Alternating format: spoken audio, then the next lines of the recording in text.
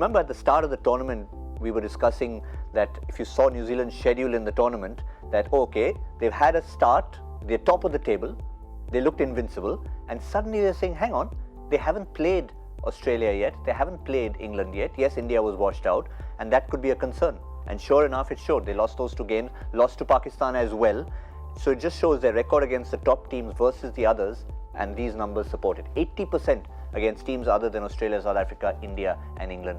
36% win record against these 4. See, but this is why this team is written off, is never considered, like, you know, like it's not the first choice of top 4 or you know, semi-finalists in a World Cup, because they lose to the big 3, so to speak, pretty often, or their success rate over them hasn't been as great as the other sides, but they are a team that can really surprise these 3. So the thing is, you cannot write them off. You know, I would look at those stats and say, okay, those are interesting stats, but they hold no ground on today's game. You know, there's nothing for it to have a hold on today's game, because they can come out and they can finish your top 3 team the top 3 teams. They can finish them off like it didn't even matter. You know, and that was my concern when India didn't play them in the league stage. You know, to play them directly, because if in a tournament like this, to get a feel of who you're going to be playing against, you know who you're going to be playing against in the last 4. You know, you have a feel of, okay, this is what you get a lot of ideas when you play against an opposition, and when you don't play against them and you play them straight away in a knockout, the pressures are a little bit more, and you know, it can fall on either side.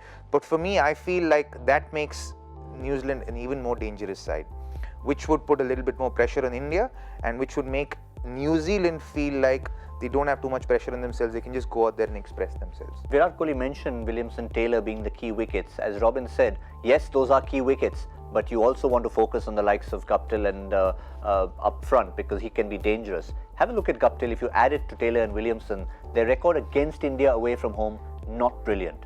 So again, that's a factor to look at, or it could be something you say, listen, this is one semi-final. Yeah, I mean, see, when you're talking about World Cup semi-finals, you know, all these records and all that is just a reference point. It's just about on that day, any team can beat anyone. You have to go in that match scenario, keeping that in mind, and plan accordingly. You have to have like if you give too much of importance to Kane Williamson and Ross Taylor at the beginning of the match or leading up to the match, then you're not giving enough importance to the other players. I think what is important is to have that start. You know, that is something which is going to set the tone. If you are by the time Kane Williamson and Ross Taylor comes to bat, if they are 40 for 2 wickets, okay, their mindset is defensive. But if they walk into bat at a decent platform, it's a 60-70, then they are always going to be on top, and they're going to that is going to give them the freedom of taking more and more chances, or playing with more free mind.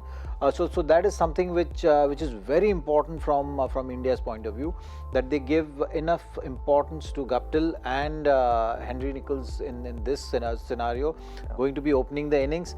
You have to have right kind of plans in place and look to be taking wickets, because we've seen with Guptill and Munro to start with, they were putting pressure on the bowlers, and so far on this opening pair of Indian bowling, no one has put pressure on them, apart from to a certain degree in that England match. Yeah. But apart from that, they've not come close to dealing with that kind of pressure. They've been so consistent with their bowling performances. So that is something which is going to be important. What if the openers are successful in putting pressure on the bowlers? How are you going to react to that? That is something which is going to be the key if at all the situation arises. Otherwise, the over dependence on Kane Williamson has been a worldwide phenomenon. Everyone knows that. Yeah. That okay, this team 28%, 30%, whatever the number of percentage runs which Kane Williamson has scored, he's always going to be a factor. Yeah. And Ross Taylor is going to be a factor. So I think, you know, with this New Zealand team, when I look at them, that is going to be the key. You don't want the likes of Grandhomme and Neesham to walk into bat when the platform is set. You have to create that scenario, and today is the day where you have to be more proactive than ever. You know, you cannot leave things for a certain formula or a pattern which in terms of bowling which has been working, because when a team is coming from losses is the most dangerous team. Correct. You know, so that is something which I always feel that, you know, they have been facing failures, so they know what to get right.